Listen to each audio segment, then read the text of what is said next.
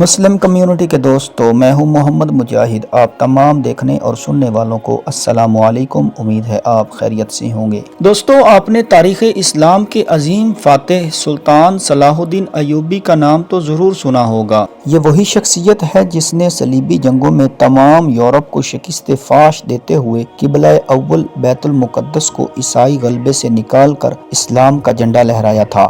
دوستو، کیا آپ جانتے ہیں کہ جب ان کی وفات ہوئی تو اس وقت ان کے کل اثاثے کتنے تھے؟ آج کی ویڈیو میں ہم سلطان صلاح الدین ایوبی کے اثاثوں کے بارے میں آپ کو بتائیں گے۔ دوستو، آج کل کے حکمرانوں کے بالکل برعکس سلطان صلاح الدین ایوبی کے پاس کروڑوں کے بینک بیلنس، جواہرات یا محلات نہ تھے، بلکہ تاریخ شاہد ہے کہ جب اس عظیم رہنما کا انتقال ہوا تو ان کے پاس صرف 1 سونے کی اور 40 چاندی کی اشرفیاں تھیں۔ نیک دل بہادر فاتح نے اپنی تمام دولت اپنی زندگی میں ہی غرباء میں تقسیم کر دی تھی، اور وقت وفات اتنی رقم بھی نہ تھی کہ ان کی نماز جنازہ کا انتظام کیا جا سکتا ہو۔ اس بہادر مسلمان کو دمشق میں اموی مسجد کے باہر ایک باغ میں دفن کیا گیا، اور آج بھی یورپ اور مغربی دنیا اس کی عظمت کی معترف ہے۔ سلطان صلاح الدین ایوبی نے اپنی زندگی میں کئی جنگیں لڑیں اور جن کے اندر بہت سارا مال غنیمت بھی ہاتھ لگا۔ اگر سلطان صلاح الدین ایوبی چاہتے تو ان کی نسلیں بھی سونے کے محلات میں عیش و عشرت کے ساتھ رہتی،